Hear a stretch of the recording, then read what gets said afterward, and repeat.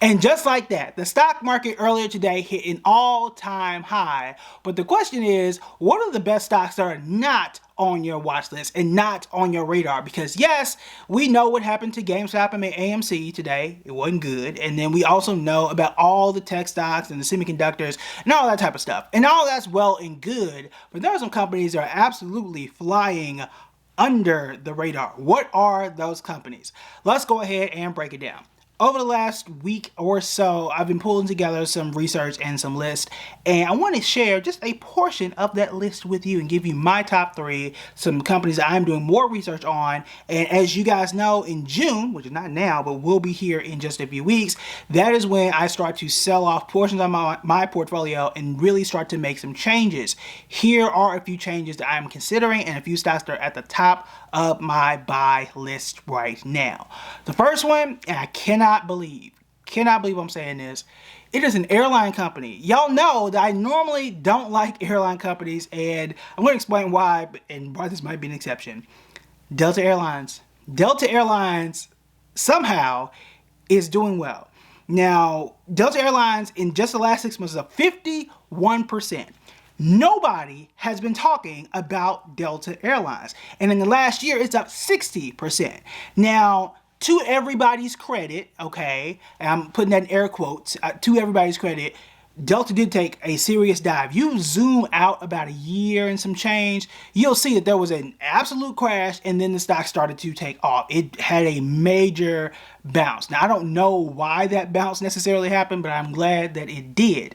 Now, the reason why I typically don't like airlines is because of this, and there is a risk. There's a risk with every single stock, but airlines are very difficult to operate in most cases. It's expensive for the planes. It's expensive for the equipment. We've seen what has happened to Boeing, and obviously, most of Delta's planes are made from Boeing. Okay, there is a risk there, and also jet fuel. The price of jet fuel in previous years has been quite expensive. However, in the last year or so, those prices have come down, which has made Delta more profitable.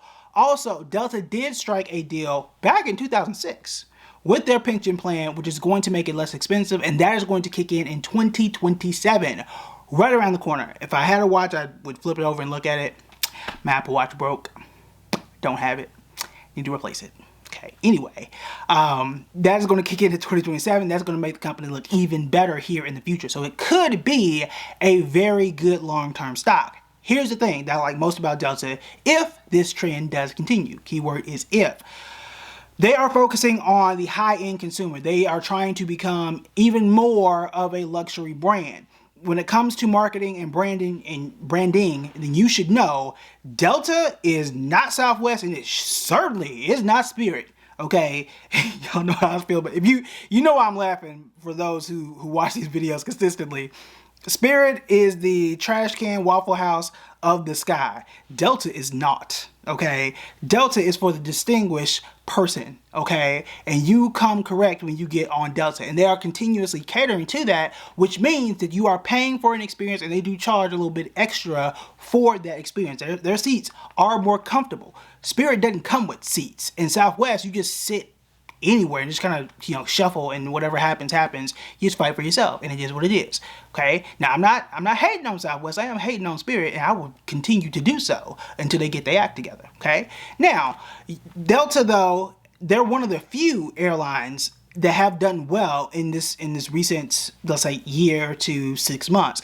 Normally, though, and I've done these studies and have shown you guys on Twitter in the past, when you start to look at 5, 10 years, even longer, airlines usually don't beat the S&P 500 at all. They usually underperform due to a lot of those costs. This is starting to change for a company like Delta. We will see if that is something that is going to continue.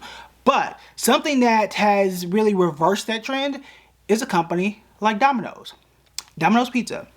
DPZ is the stock symbol here. Now, again, we are really pointing out the members and the people who have been here for a very long time. And I welcome all our new people, because once you start to see about 2 or 3 videos, you start to subscribe, you start to really get it here, okay?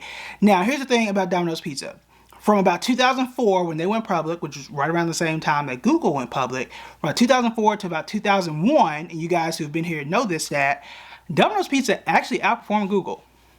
From about 2004 to about 2020, I think I said 2001, from about 2021, which is an absolute crazy stat. that I absolutely did not believe until I saw it myself.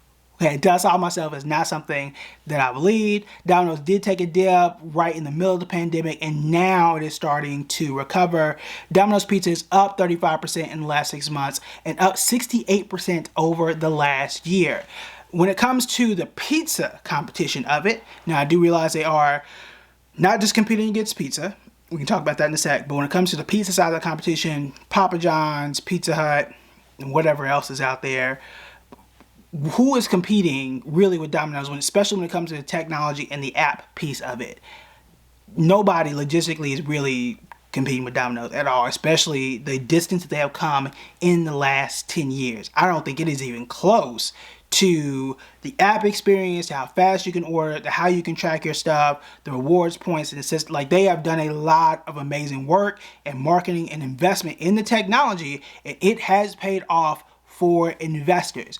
Now, the opposite side of this is you're not just competing with pizza chains, you are competing with McDonald's. You are technically competing with Starbucks and every other place that you can eat at, including your own home, right? Because you as a consumer, you are here to do a job and it's to feed yourself. You can say, I can eat Domino's or I can eat cereal. I can eat Domino's or I can go to sleep, right? And not eat at all, or do a myriad of different things. So those choices are yours, but Domino's has absolutely stepped it up and they are really doing quite well. They also struck a deal with Uber Eats, which could continue to help them even more and expand their offerings and really get out into the, I was going to say, it's not ethos, even though the word eat is sort of in there. So you guys get the point. They're really going to expand and get their name out there even more, as if they even need it.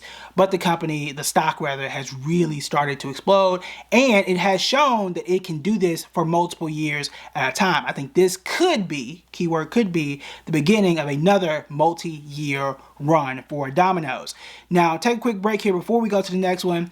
For those who are just joining us for the first time, yes, you should hit that subscribe button. You should also hit that like button, but also, perhaps most importantly, you want to check out my free resource guide on how you can start investing in 20 minutes or less, especially if you are new.